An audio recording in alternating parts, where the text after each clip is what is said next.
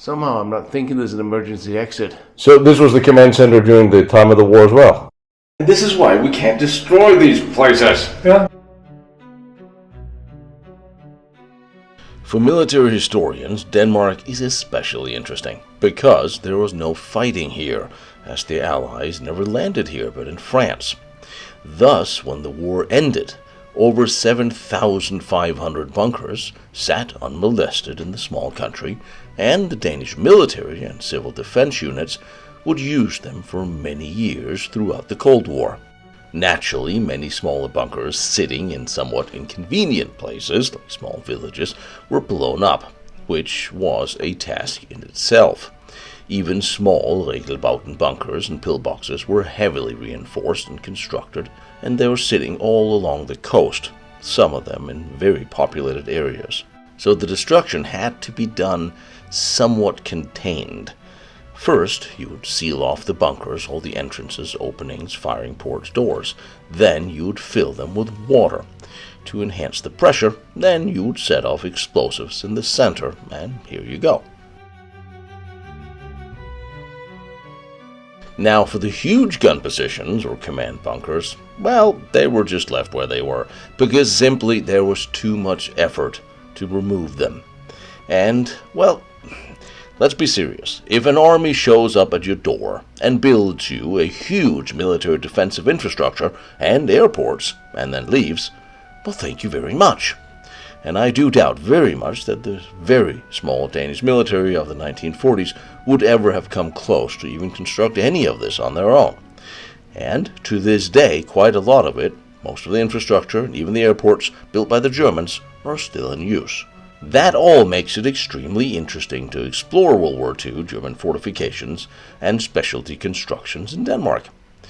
Just look apart from the graffiti on so many of them. Alright, fine. Let's just have the graffiti thing here over and done with, just for a moment. We won't mention it then again. Done. No more graffiti talk. Alright? Moving on. Today we're going to 𝐼𝐵𝐵𝐿. We are going to look at several structures which exists very few other places on the planet anymore, and some that I've never seen before. And one especially has been preserved by a really cool family who's unfortunately now selling it, so you can make it yours. But what the Germans left here is really cool. But first, for my fellow Americans, Europeans, take a break for a minute, who still have trouble finding Denmark on the map or separating it from Holland, the Dutch, and pastries. This is Holland, where the Dutch lives. This is Denmark, where the Danish lives. This is Danish in Denmark, and this is a Danish in America, which has nothing to do with the exceptional Danish pastry made in Denmark. Denmark is a seafaring nation from where the Vikings hailed, and Viking, by the way, is not something you were, it was something you did. You went Viking. Right? Got that? Moving on. In 1940, Denmark was a small, neutral country with some 3.8 million inhabitants. It maintained a very small, under-equipped peacetime army, partly due to the policies of neutrality and limited military spending in the interwar years, as opposed to the other amazing forts which was constructed in Denmark before World War I. I've shown you some of those. They're amazing. Anyway, the army consisted of the ferocious, bordering of world domination size of 15,000 men, 2 divisions, with the exuberant strength of 50 field artillery pieces, and 14 armored cars, and 8 light tanks, Gordon-Lloyds and Landwehr tanks. No anti-aircraft to speak of, and an air force of the staggering number of 90 aircraft, all of them outdated, like Gloucester Gauntlets, some Falcons and Hawker Nimrods. And strangely enough, for a seafaring nation, only a navy of 2,300 men, mostly with patrol boats and a few coastal defense ships. Denmark, however, did have a large commercial navy, and quite a few of these sailed to England when the Germans invaded, although a few of the coastal ships were scuttled in port. Now, there's no damn chance in Hades that the Danes could or should, simply out of the respect for the salvation of life, actually try to put up a fight against a serious German military invasion rolling over the borders with 40,000 soldiers, 300 modern aircrafts, surrounding the country with 9 destroyers and many more transports, with airborne landings beginning on the airfields, seizing these immediately, waiting for reinforcements. In fact, the first airborne assault occurred in Aalborg to take a small airfield there, which grew. I did one of my first videos from there, in fact. But the Danish army did initially fight back as best as they could, especially in the most patriotic part of the country, Sønderjylland, where the Danes had tangled with the Prussian army in 1864. That did not end well either. 3 Danes were killed outside the capital trying to ambush German forces there. By the border near Haderslev, 11 Danes and 2 Germans were killed fighting, and on the border in Sønderjylland, small units tried to halt German Panzer Is and IIs who rolled over their guns. 16 soldiers and 2 officers were killed in that fight. The Danish government surrendered by 8 in the morning. Now, the German occupation was seen and sold to the German soldiers as them coming to the aid of a fellow Nordic people to protect them against the British. And it was not heavy-handed occupation by a long stretch, but the Danes did grow an active resistance. But all of that is a long story for another day. The main reason to take Denmark, besides safety, was to secure the entrance to the Baltic Seas, and of course they were all on their way to Norway as a primary.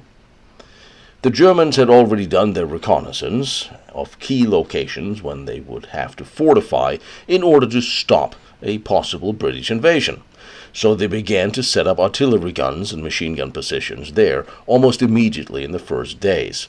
Places like Esbjerg and its port, the only deep-water harbor on Denmark's west coast, and a vital hub for supply and reinforcement for the German Atlantic Wall defense system. Here they established over 1,200 bunkers, several very heavy gun positions, including turrets from the Gneisenau. Later in the war, also radars, lots of huge radar stations for multiple reasons. Denmark was on the way for Allied planes to bomb run parts of Germany, so early warning radars, fighter squadrons were placed here. And radar is a key part of these defenses, of course. So we are going to visit a few places related to that. Large bunkers, especially built for the purpose. Starting with this gigantic muppet. I guess the view would have been better before the trees grew up and surrounded it. But this forest is older than 70 years. Isn't it?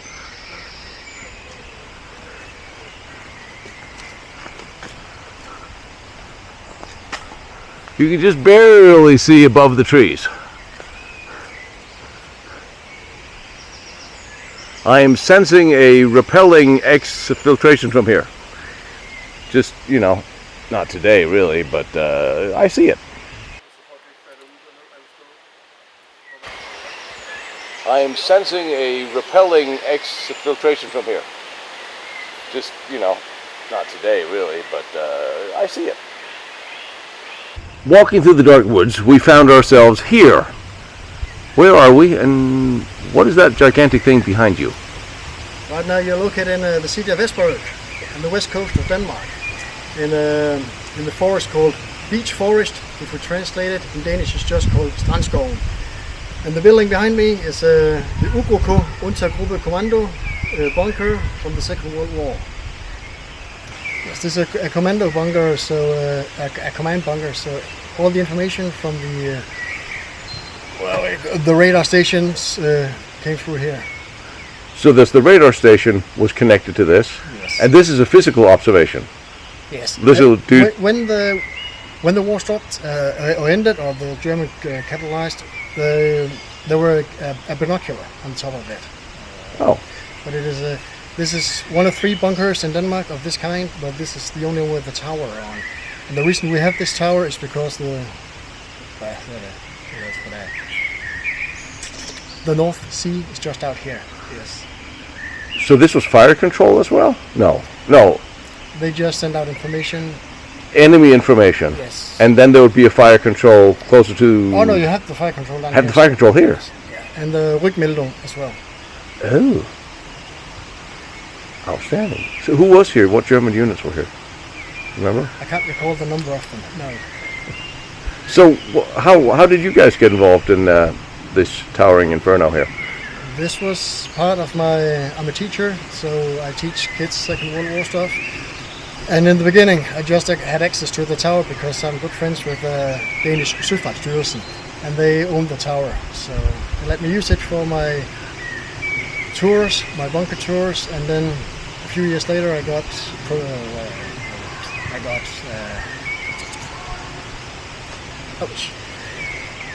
hvad fanden hedder det? Det jeg fik lov til det. I got permission. Yeah, I got permission to knock down the wall in here and into the bunker, the command bunker downstairs. Oh, they bricked it up for... They bricked it up 22 years ago, something like that. Okay, well, I noticed that it has not been blown up or demolished, and that makes me very happy. That doesn't mean we didn't try. Yeah, I know. I've seen a lot of the bunkers with holes in it. But this was an accident. An accident? An accident, yes. Well, let's go have a look at your accident now. I'm intrigued. This was a big explosion after the Germans left this part of the forest. They collected all the mines out here. Well, the Germans collected their mines. No, the Danes collected all the German mines out here. We had 3 places for explosives, and this was one of them. And then further out the city and even further out for the bigger bombs. So all the small, like mines and stuff, gas was here. And then at some point someone forgot to disarm a mine, and then around 1,000 mines blew up. Oh. And made this on the tower. I mean, well, considering 1,000 mines is not really that bad. No. A little paint, you'll fix this. But it was worse by the farms that were living nearby. They got demolished. Well, see, that's just bad planning on their part, because they should just have reinforced their farms instead of sitting there being silly with their brick and wooden walls. And the wooden German camp that was over here, sadly we have no photos of it while it was in existence. But afterwards, a lot of photos were taken because it got demolished. So the whole camp got blown up? Yes, it did. Did anybody die? Yes, three Danes died and 2 Germans died, and around 63 people ended up in hospital, but that was because of fallen windows and stuff in the city. So this is also part of the story where after the Second World War ended, the Danes had the Germans do all the demining and Yes. and digging up all the beaches. Yeah. Well, we were an English command back then. Yeah, so we'll blame it on the British did it. So is there any truth to the story that we literally had German children running around digging up mines? Yes, unfortunately that is correct. We have very young people up here digging up mines, and they're buried out in the cemetery just outside the forest.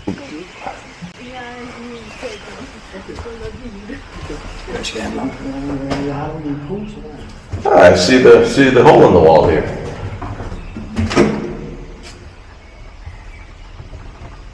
Oh, there's a nice spider here. He's a good boy. Call me silly, but I always like to go down.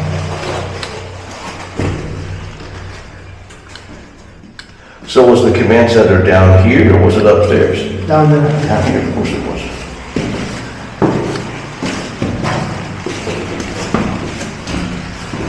Oh, this is very cool.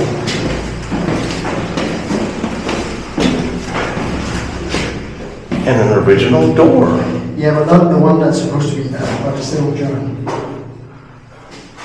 Where did it go? So how did that come to be here, being not the right door, but the wrong door? I have no idea. All right, I see your water situation here.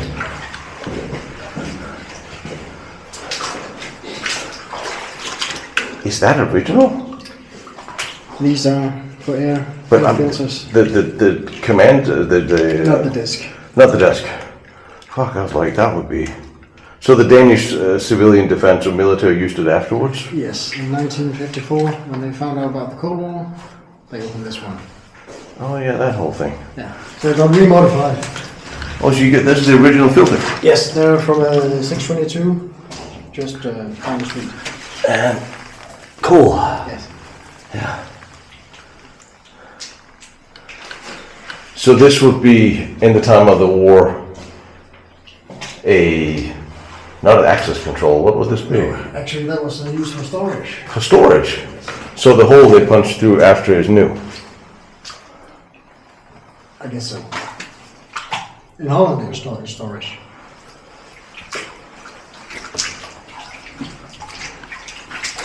It's funny, it's a lot bigger down here than you would think.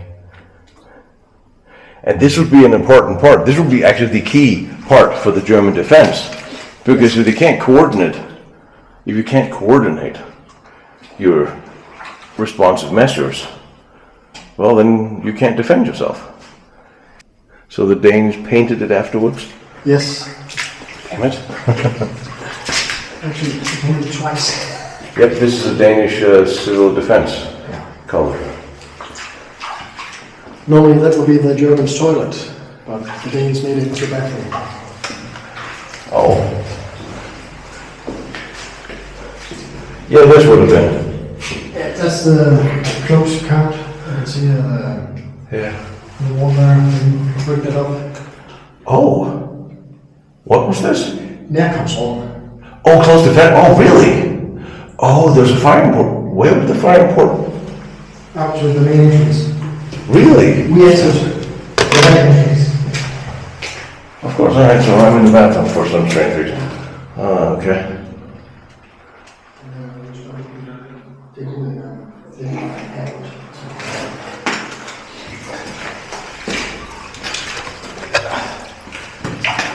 So there's a regular staircase. Alright, let's find it.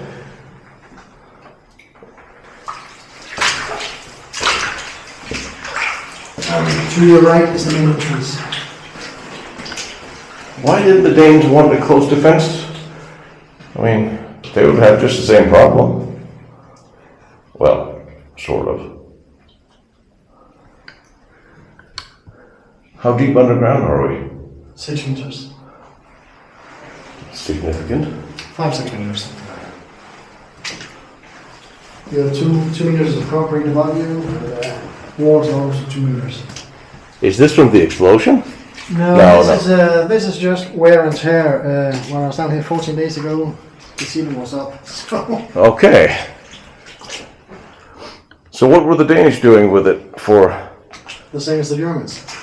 observation? Yeah, a lot of cards and information coming through this place. So the Danes renewed the electricity. Yes. Yes, of course. Ventilation. I mean, There used to be a big generator here. yeah. Water tanks? Yes, hot water. And this installation is that post-war or is this World War II? What do you think? Sorry, what?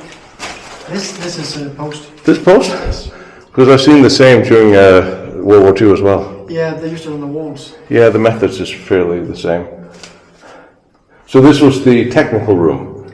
This is like the heart of the bunker, where you get your energy from. You have the power.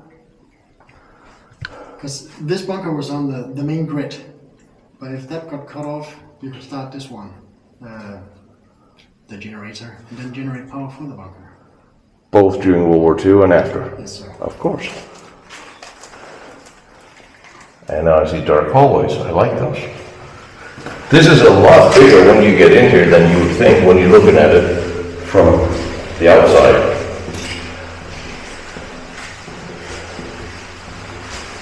I'm feeling a little disappointed. I feel a dead end. I'm very disheartened.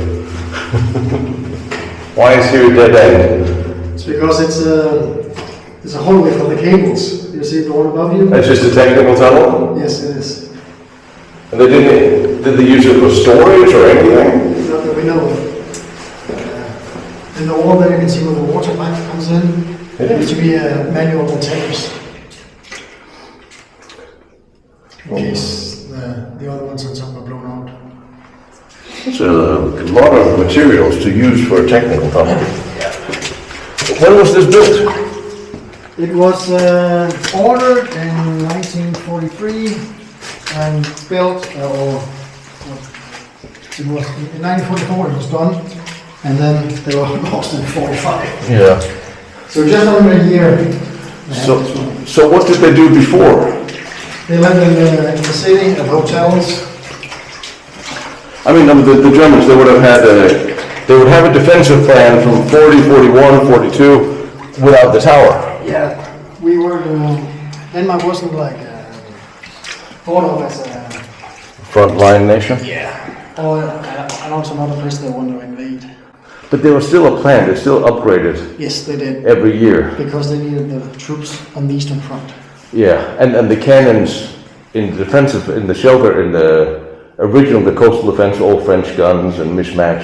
Yeah, mismatch because they got upgraded every once in a while. Yeah. They sent up new guns.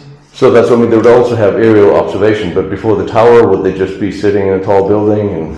No, they had and the water tower in Denmark, in Esbjerg. Oh, the water tower? Yes, in our main city, the water tower in there, when you go past it, they had hearing aids on there. Okay, so that makes sense. You start with what you have. And the Germans were really, really industrious. Before the war, they would send people up here as tourists. Yes. And they would bike around, the husband and wife, taking little pictures, drawing maps of where they were going to set up their defensive positions the moment they took over the country.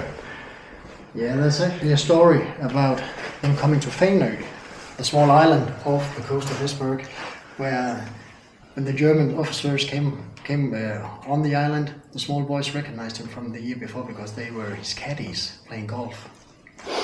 So they were here. They were definitely here. Yeah.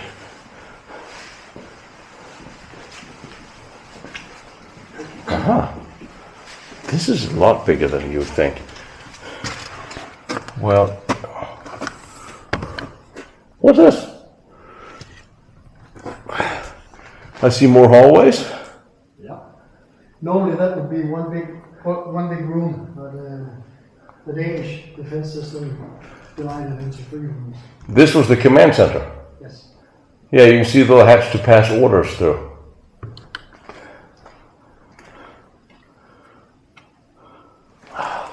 I mean, the pipes look almost identical to the German setup. That is the German pipe. That is the German pipe. You would almost think I've seen these before somewhere. You're like, well, it looks sort of like. Love it. I mean, the Germans had really good ideas. I mean, let's face it, most of the Danish tactics still now, is pretty much based on the Germans. Are these your children? No, those are my bunker colleagues. Those have been cleaned up this mess down here. By making more messes? You should have seen it before. Yeah. Actually, I'm sure you were going to send me photos. I have a video of it. I figured you probably would. It's also funny to see, in the early design, the Pomeranian wall built from 33, 34, they had cut out for shelving. But the 44 Fortified 𝐼𝐸𝐫𝐞 doesn't really have that. Well, these holes, they were made by Germans and then they were boarded up because they could decide where they wanted the cutouts to be in the bunkers. Yeah, the 𝐼𝐸𝐫𝐞 would allow for personalization. Yes. And whatever you would need, wherever you would need it. And of course. Commander room. So how long did the Danish military live in here? From 54 to 2002, I think. Really? That is quite a while.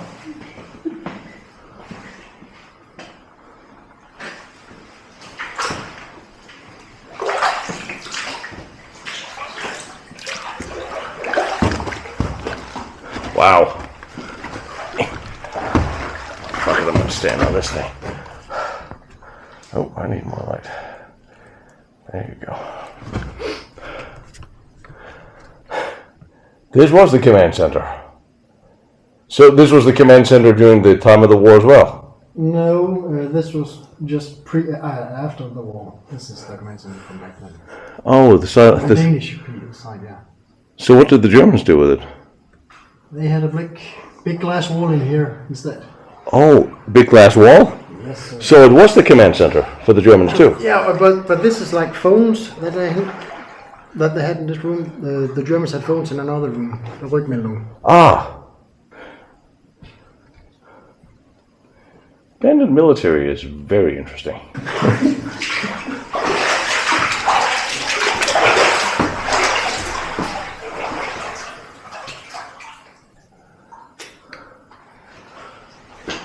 Oh yeah, the insulation was original, but now there's a gap where it's missing. No, because the wall is not original. Oh, that's the whole wall was not. This was put in afterwards. Oh right, so this whole wall. All right, now I get you. From that wall down there to the wall down there to the wall over there. This was one big room divided by a glass map going like this. Oh, well, please tell me you have photos of this. I don't know. Outstanding. That's a very large room for a bunker too. Yes. All right, now I get it. I like it. I'm a big fan of it.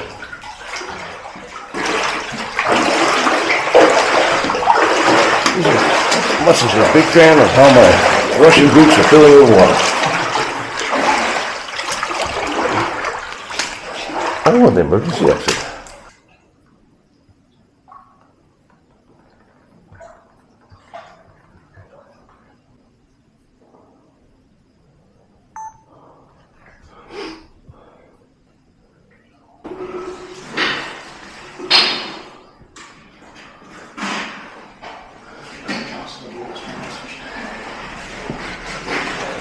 Is there a lot of work in the upkeep of these things? There's a lot of upkeep. When I opened it 5 years ago, well, the tower, and then down here 3 years ago, we were water to up to here. My son and me. That was during the corona. So we had a lot of time on our hands and we emptied out the water.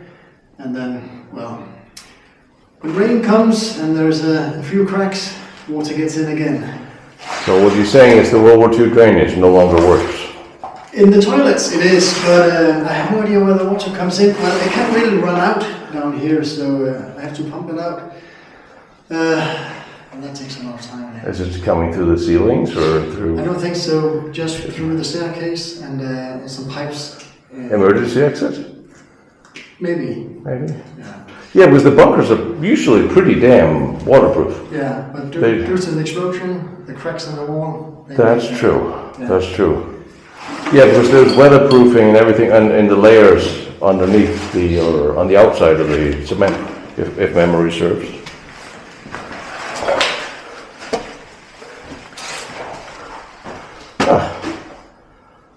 How many people were stationed here? During the Second World War or the Danes? Yes.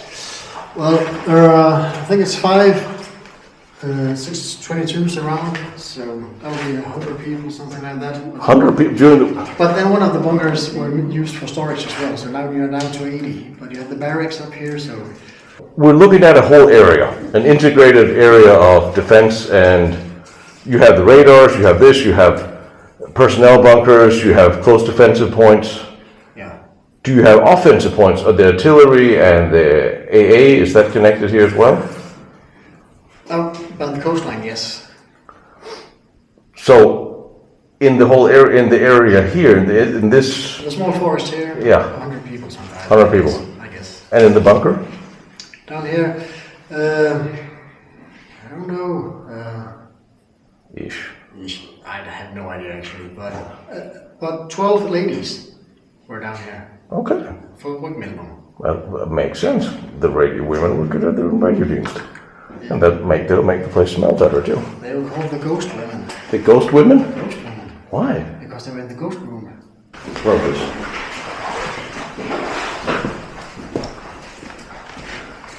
The ladies would normally sit over here by the wall and take workmelding to see if they hit anything from any enemies. But this bunker was connected to the grid, so if there was sabotage or the power went out, they started up the generator. But it would take a couple of minutes for the generator to kick in and produce enough power for the ladies down here. So they couldn't really see. But then they of course painted the ceiling. Very light on that one, so it can be difficult to see, but it's fluorescent. That's right. Okay, kill your light. Yeah, you still just barely see the remnants of it. Oh, sorry. just a little bit of light, just so you can still see it. You can still see the beams of lighting. Yeah. So that's 80 years old, and it still works. Even though rust and water has come through the ceiling, it's still fine. So that's why the ghost women. Yes. It's in the dark. Exactly. Not because they came back to haunt us. No. Did they? None of them came back to But haunt the us. kids love the story. I know. I mean, the haunting story would be awesome too. Although seriously, if I was going to come back, I would probably come back to something more interesting than what I did during the war in a dark room in the underground. Just saying.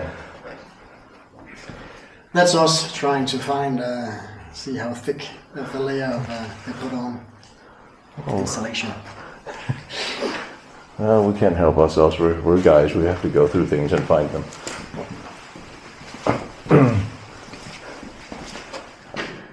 It reminds us that human beings were here. It does. Refrigerators and toilets will do that.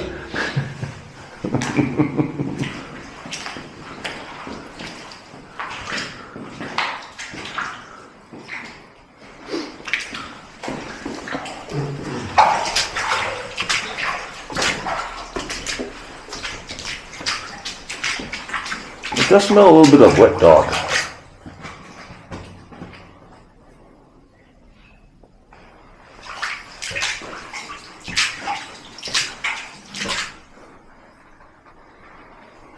What was this? Just a room for relaxation. When the Danes were here. When the Germans were here, you had to go down a few steps, and then there was a coal and a sink down there. This is all you get for relaxation? Yeah, small bit in there, and then, yeah, relax. Well, at least there was a TV or... Ah. It really haven't changed much since the war. No, they did some work on the ventilation system, so it got like upgraded to atom proof for a nuclear bomb. A nuclear proof, yeah. Yeah. But this is also original. this is original German. Yes. It does look it because this is almost identical what you see in the National line from that era as well. It's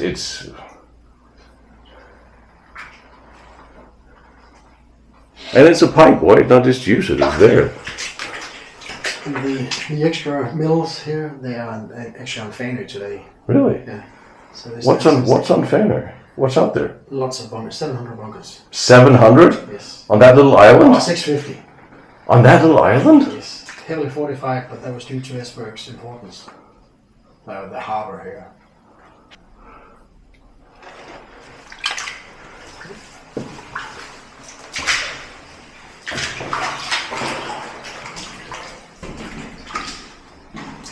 Sorry, didn't know that.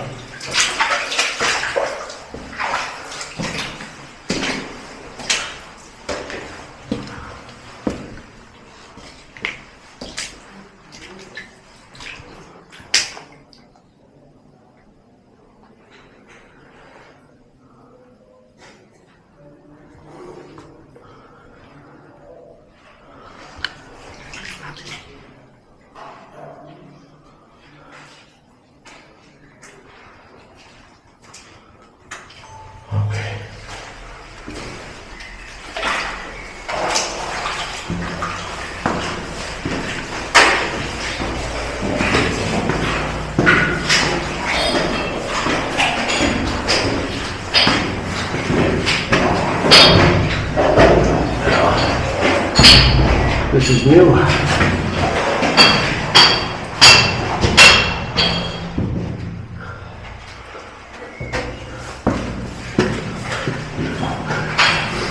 I now know. And continuing.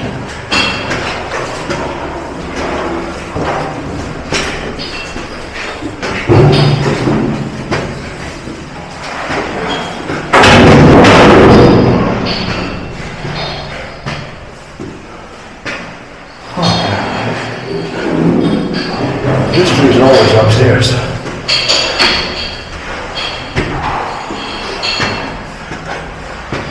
What is this?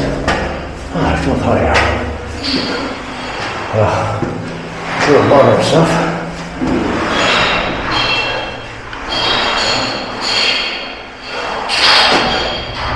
Wow. outdoors. So the tower for the little guy with the binoculars is original? Ish? Oh no, this white tower is put in by the Danish. This one? Yeah. But there would have been a tower there during the time. The concrete tower, yes. And he would have been standing in here. We have photos of it. Oh, this? Yes. So there wouldn't have been any, there was no tower, okay. This white one was put on later. It's a lighthouse.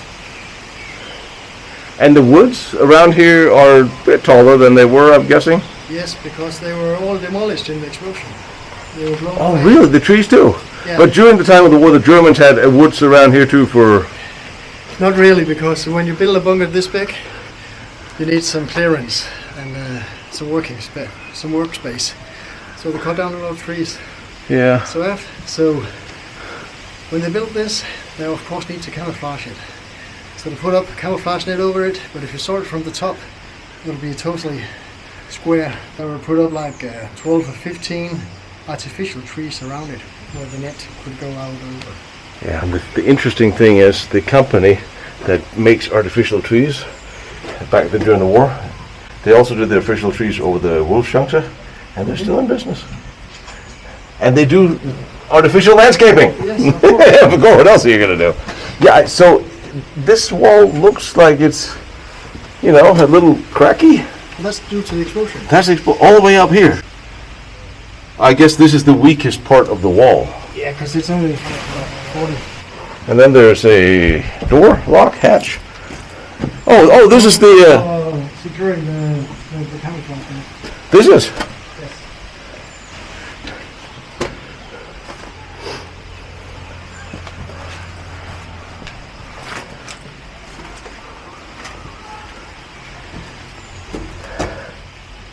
Yeah, it really does just crack here.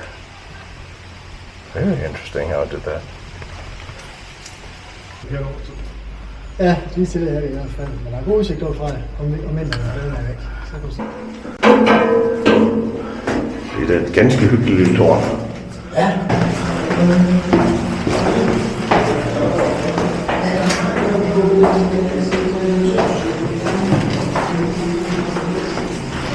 Wow, look at this.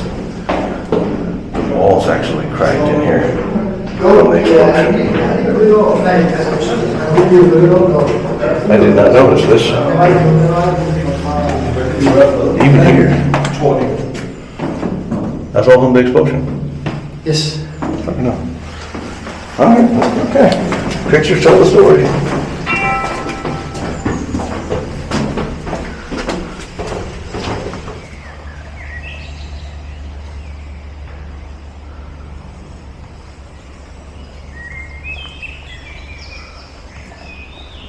So the main entrance you can no longer see because that's covered up like so many others.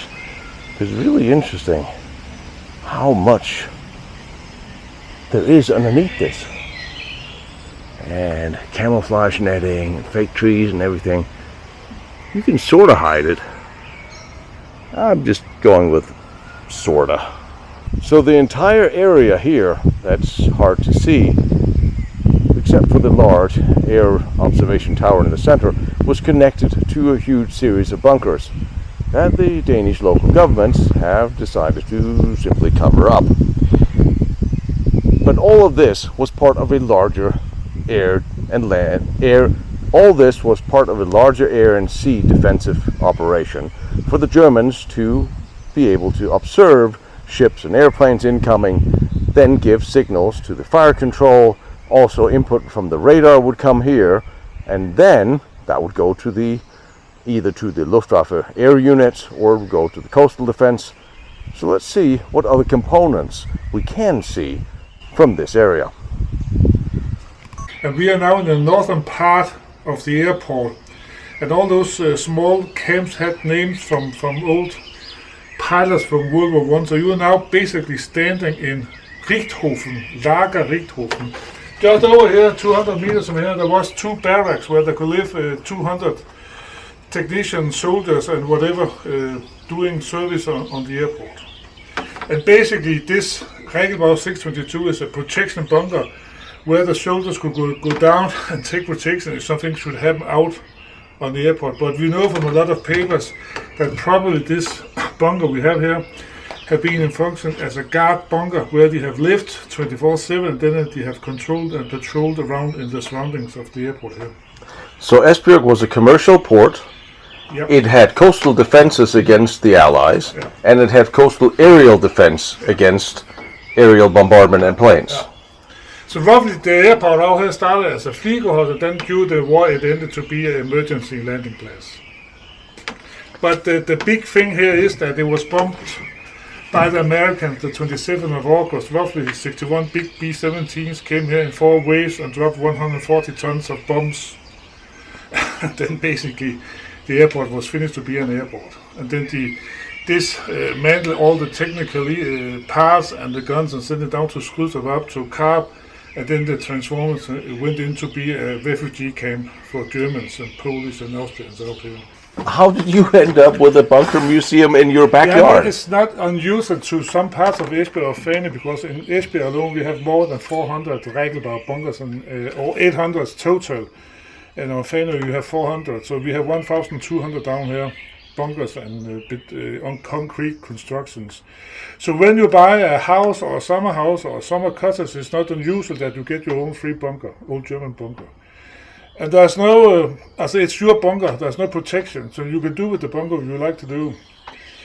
So at that time the bunker was completely covered by earth, and the fences here was totally filled with earth and garbage from the last 80 years. So we got 2 of us to have it removed. That would cost roughly between 3 and 4 million Danish crowns. So we decided to wait 2 weeks with that, and then Morten and Torben came along. Those guys were the guys responsible for this small club with all the bunker nerds here in 𝐿BT, and they told, and then my wife and I took this very, very not so clever decision to take the bunker back to Fortify, and that had taken 10 years now, because there was only 2 things down the bunker: water, and then those original drawings you're going to see now. All right. So this is, and down in the bunker you only have 42 square meters, and they were very, very quick fulfilled with a lot of original parts from the airport. So basically everything you see in there is from the airport, from the Flyvehold. See him and Göring in his slimmer days. That's taken from a canteen just a little bit up the road here. Really? Yeah.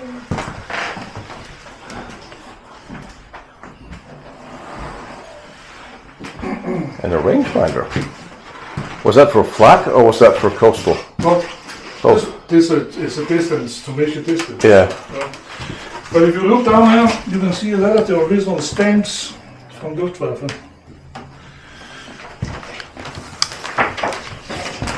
Down on the Bauleitung. Hell yes. And over there you have the flue on the right side. On the corner over there. And then on the back side you have this here Bauleitung der Luftwaffe 𝐿BT. But that's on all the furniture here. Oh my god, how much furniture like this have I seen in my day that looks exactly like that? I never thought to look. So they didn't bomb everything out of the airport? No, only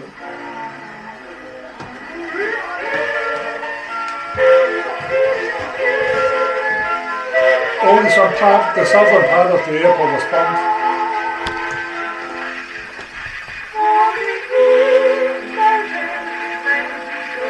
Where did you find this? I have not found it because it was never the intention that this should be a museum. It was just the intention that it should be our own bunker.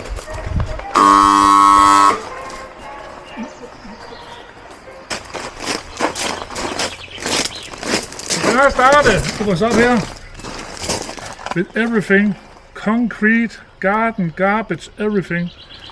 So that's why it took 10 years as a basic to work down and then get all the parts, because there was only 2 things, water and then the drawings, nothing else. Nothing.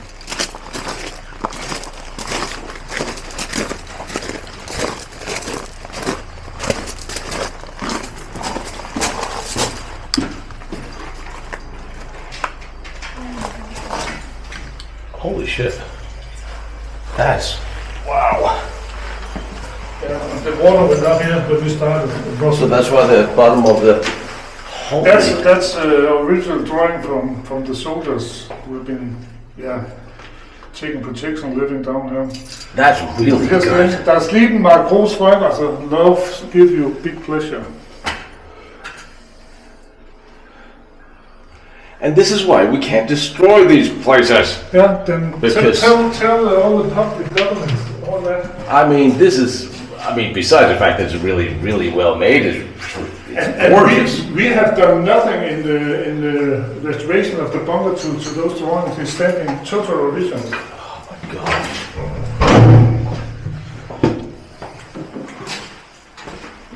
Oh, that's another one. Hang on, light.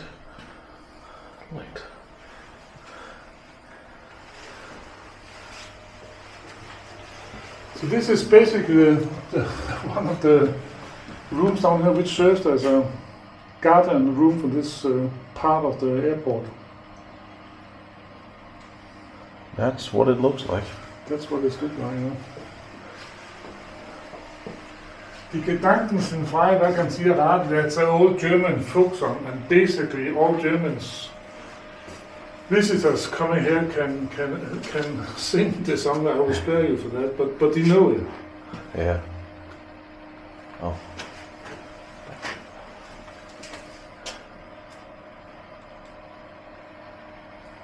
Are you selling this place? Yeah. Yeah, but it's have been fun for many years, but I would like to, or we would like to scale a little bit down. Basically, all the, what do you call it that in English? A plate. Plate is coming from the canteen, which was just 200 meters away from here. Really? Yeah. So 90% of everything you're seeing here is coming basically from the old German airport here. And this is none of the buildings, they're all gone. Yeah, also it's only there's only one building on top of the earth which is still standing from that time. One building. So I'm taking that I'll accept the fact that you're selling this reluctantly, but you are selling it with the express that this has to continue as a museum. You can't do that. As we hope that the buyers who are coming here would like to continue to have the museum and do everything we have been doing in the past too. But if they have no interest in that, then the collection will probably be sold on an auction or something. Because we have been asking the public museums whether they have interest to buy it. Nada.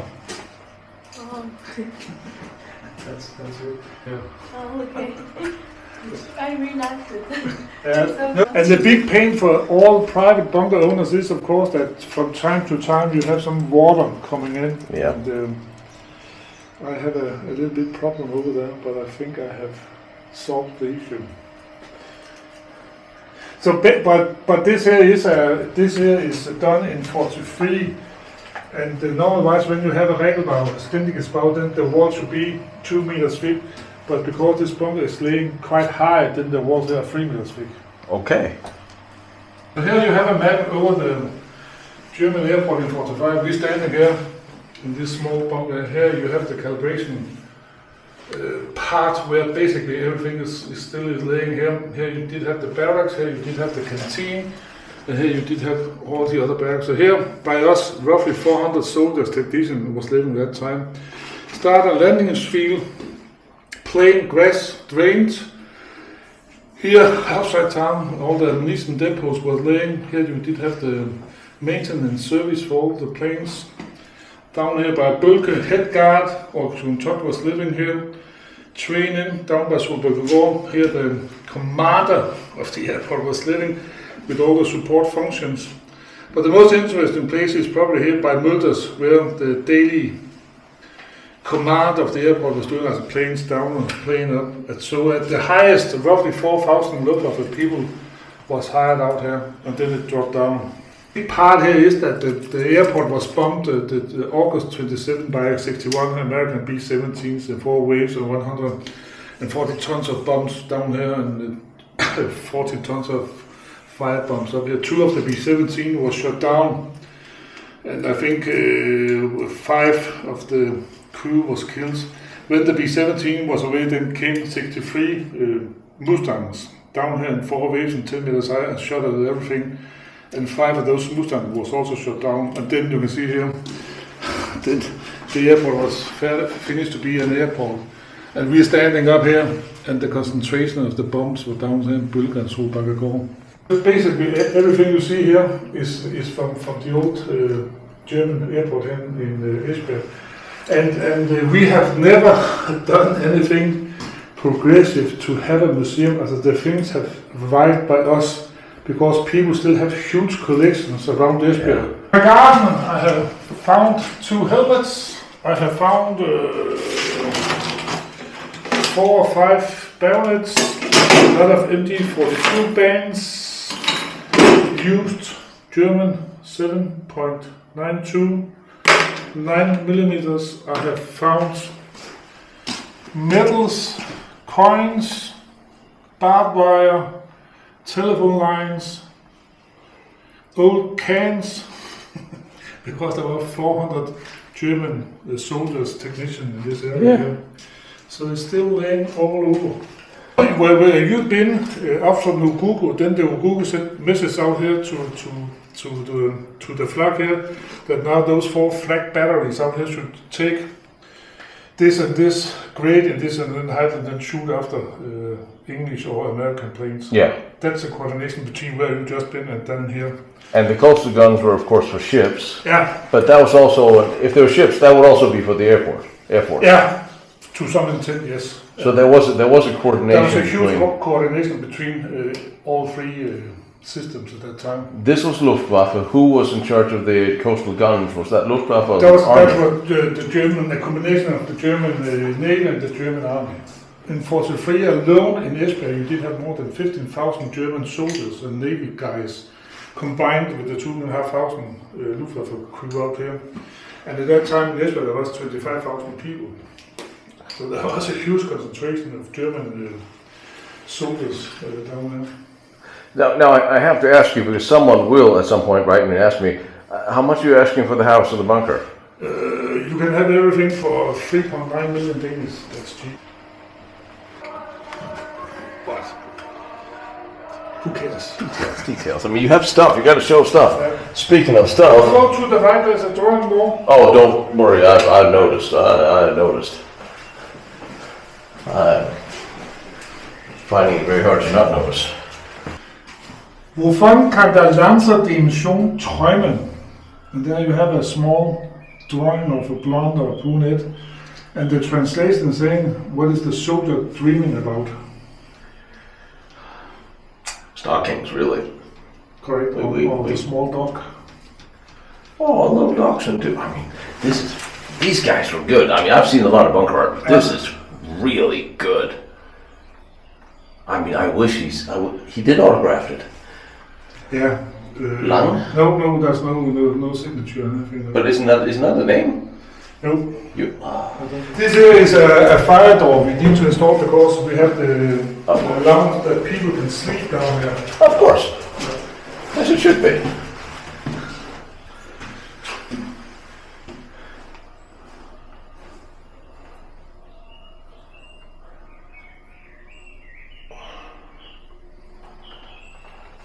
Tool chest? Tools? No. Basically here, you could, if you thought there was danger that the German soldier could be hit by gas, you could install a cold water shower here. Oh, yes. If they had been hit, they went down here, took a shower, and then they put the uniforms in here to take the 𝐿BT&x. Yeah. But you can see there have been one once installed. This is the smaller model. Yeah. But here it's very, very difficult to get to live. This is a original SC-250 bomb. This model was used by the Stukas and also the Bf-109. Oh. No? Where did you find that? It's a long story. I mean, good network. Still with original colors, black and red. dropped only once. Yeah. Careful, don't touch it. No life, no smoking in here. Don't move. No sudden movement. You could have all sorts of strange people who no longer can come bother you in the middle of some evening. Yeah, but I hope if we are able to sell it, that the people will continue. Then, of course, I would like to help a guide, because we also have tours around the old airport where we see a lot of the old remaining bunkers. But of course, I will miss it. But it has also been 10 very, very hard years to renovate it. Yeah. Because again, 50 meters or centimeters of water, and then only those drawings. No doors, nothing down there. And then you need to have all the green lights from the authorities to do it. Why is the authorities in Denmark making it so hard to keep and preserve and restore these bunkers? That's a very good question. Because we don't, I mean, Basically, you need to have the allowance from the community to do it. But then you need to have the allowance for the fire department that it can be a museum. Then you need to have all the stamps, everything is okay. It's like, why does anybody care? But in the end, we did, in order to have the green lights, you need to make an application, I think, of 15 pages to document everything what you're going to do. So there you have it. If you want to buy your own bunker with a beautiful little house, give me a call. I'll hook you up.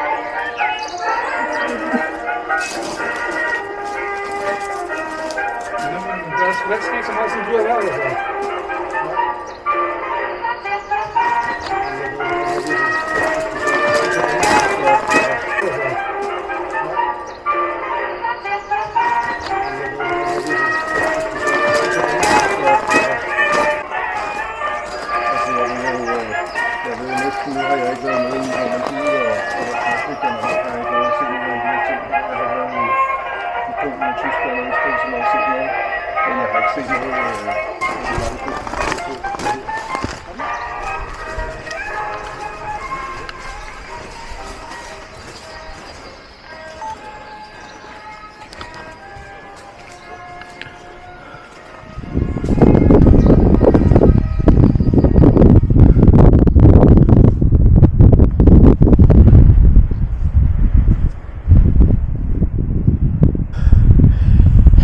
It is amazing the amount of bunkers that are strewn around this area for close defense. We are up here close to the beach, not far from the fire control. There's so much to see here. This was the old radar, the base of the radar sitting down there. And here's all of the coastal defensive for that. There are coastal batteries here too, weren't there? There's coastal batteries around here too, or were. Yes, over there. Somewhere on the other side of that would be the old artillery bunkers facing the sea, I'm imagining. And something very large is sitting over here. Here's the emergency exit. And it's open, except of course they took the rungs out because that'll keep teenagers out, because that's really optimistic. Because the most important thing the European governments can do is to keep teenagers out of World War II bunkers, just in case they might get a boo-boo. That's a pretty big thing.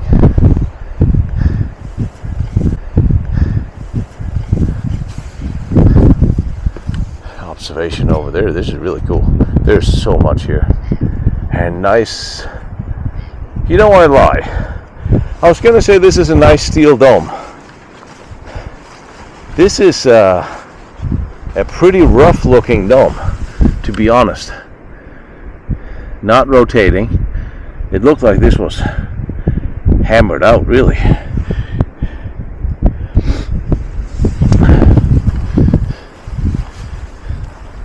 Ground out here on the top, yes. And they just plugged everything, because that's what they do. The ocean right here. But this is where you are looking at the final evolution of fortresses. Fortresses used to be central, with everything surrounding powder magazine, and now they're decentralized into a lot of fighting positions over a very large area, so nothing, no one hit will destroy any fortification. Is that open?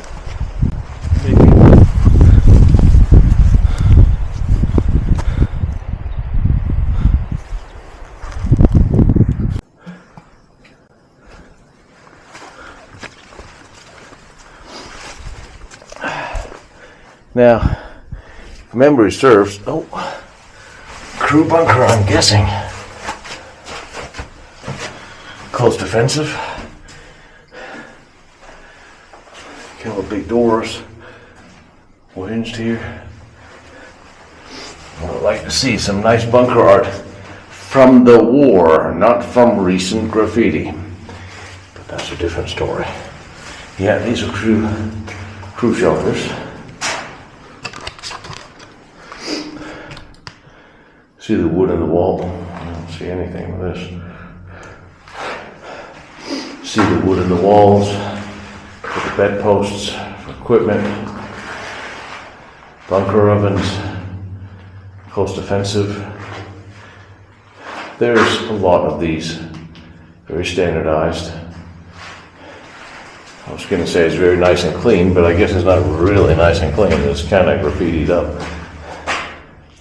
But they built a lot of these. Straightforward. There's something bigger here that makes this interesting.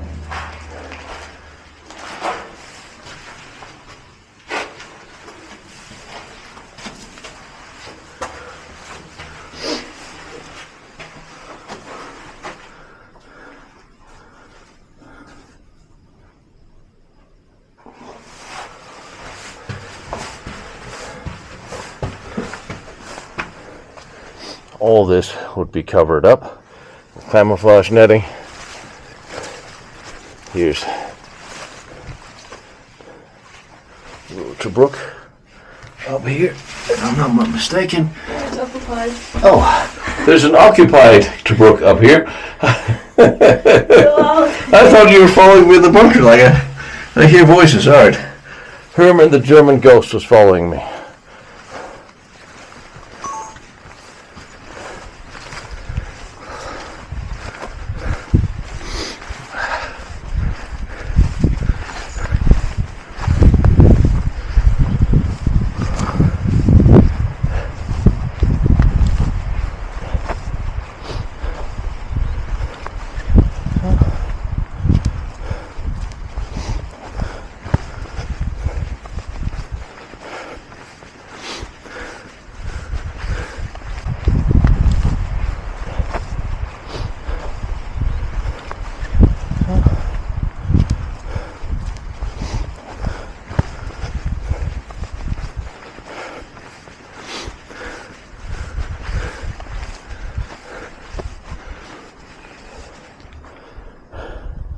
This is a lot larger.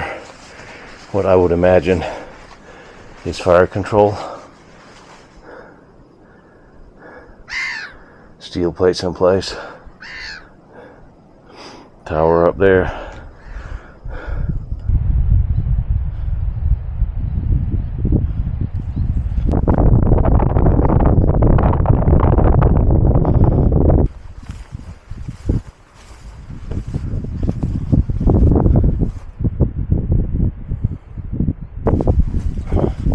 Yeah, this was a little Tobruk. Tobruk for close defense. Another Tobruk for close defense. Another one for close defense. Another one for close defense. So whatever this was, it was insanely important to someone. And then there's something over there. All right, getting on top of this thing did not really help. But it's identical from the top. Of course, some of this could have been sealed up. Look at this! This thing is surrounded by machine gun positions. 1, 2, 3, 4, just on a quarter side here. Whatever this was, it was very important. This is really weird. This is where I'd get my my hero picture.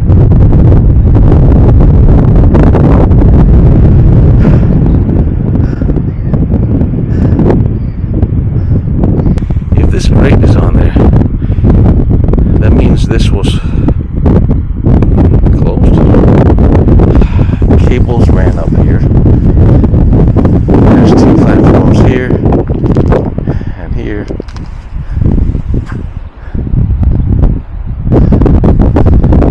Massive infrastructure. It is the radar bunker. It is the Westbrook radar bunker. These would be installed, the huge radar, and that makes perfect sense. It's highly up in elevation, and it is surrounded by close defense, possibly even to some degree guarded by these two towers. Lots of electricity ran up here.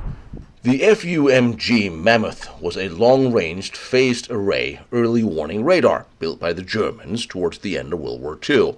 It was developed by the Gamma Company. It consisted of 6 to 8 Freya antenna arrays, switched together and coupled to 2 Freya devices. The array was fixed and the beam could be electronically steered in a 100-degree arc in front and behind the antenna, leaving an 80-degree blind arc on each side. It was the world's first phased array radar, and it was able to detect targets flying at an altitude of 8,000 meters at a range of 300 kilometers. And dear Lord, they built a huge bunker for this thing, and all the electronics and the power supply to it. And there's only a few of these left in existence. So this is something I had to see, even if I'm not entirely sure how everything like this works.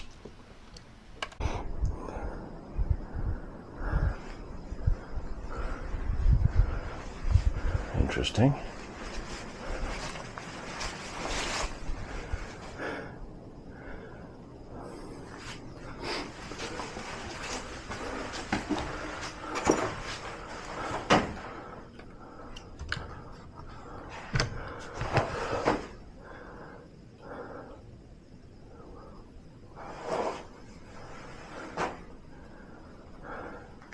I could imagine a generator platform here. I'm imagining that because it looks like was a large ventilation hole. It could have been ventilation for the generator. So there could have been a technical bunker. It's very large. I like that. Let's see what we get in here. Nothing. Okay. We'll just go over here. But with these angled doors, I'm thinking technical for cabling. Insulation in the ceiling. Girders holding things. See the insulation here? Okay. We'll make the walk down the hallway.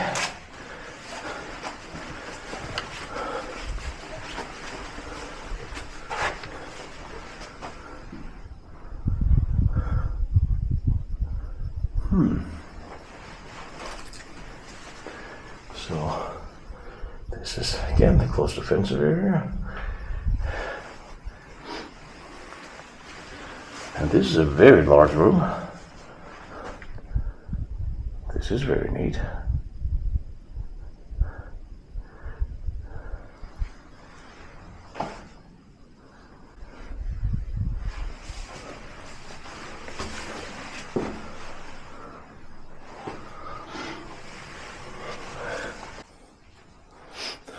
This is the main radar bunker, where the huge radar would be placed on top.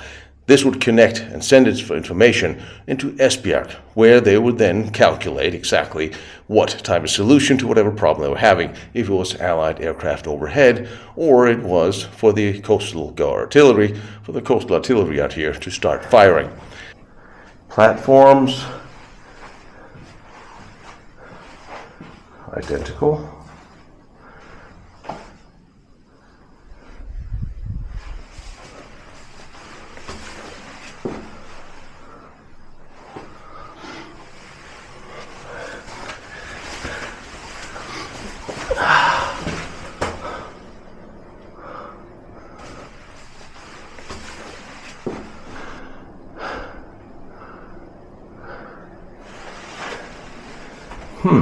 This was an integral part of the defensive system of what is essentially the new fortress. Something used to run through these.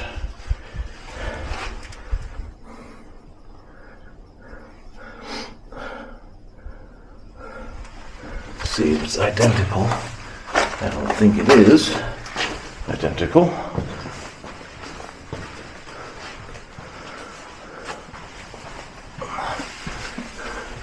What the hell is this? Yes, maybe it is.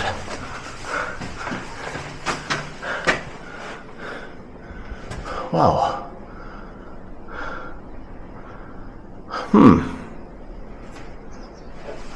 I'm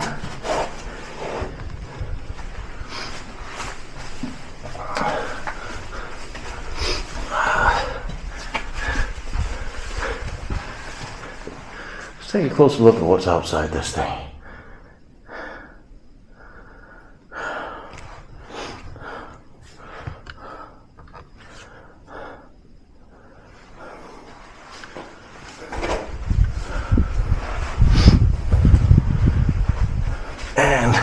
There would incidentally also be less sand in here at the time.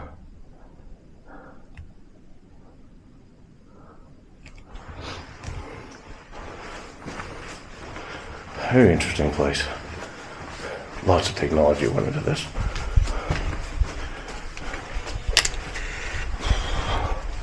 All right.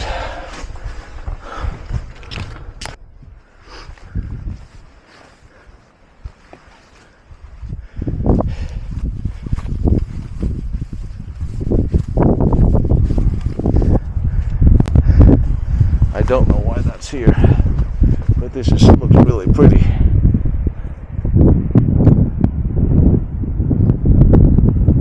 But this was something completely different. This is a flak position. I know it is. I know this is a flak position. And this was, well, this is new. This, I think, this is not German. The Danish army put this up because there's a proving ground right here. The Danish military proving ground is all around us. It would make sense they put dudes up here, keep an eye out.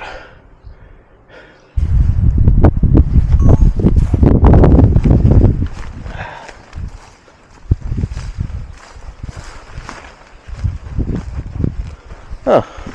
In you say. But this seems like it's supposed to be there. Yeah, because there is wooden planks, like it's shown on the top. I think the Danish army put it in after the war for observation. Because, well, let me see what's in here. Let's see if this. Oh crap! They took out a step. What the hell?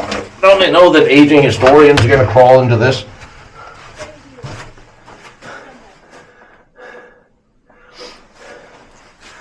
Fill them with sand.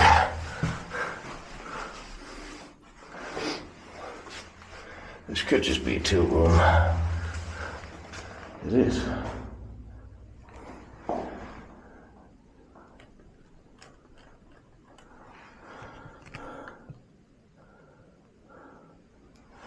This is just. Wait. No, it's not. It is just 2 rooms. That's very strange. I had expected something, anything else. Even if this was, as I suspect, a flak bunker.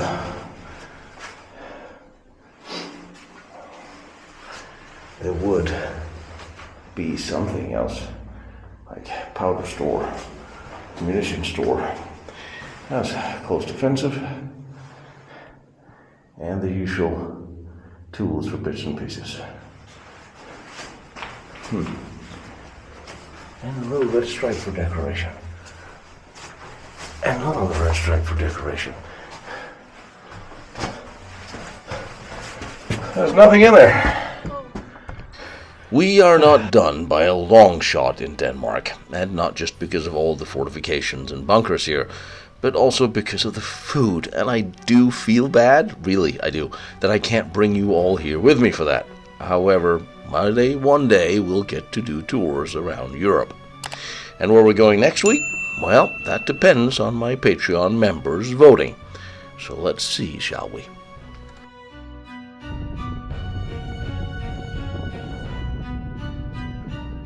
Hope you'll consider subscribing to my channel, liking, follows, and maybe even join me on Patreon to help out. I am just a guy, a historian, traveling around all these historic places in Europe on my own dime, trying to bring them to you.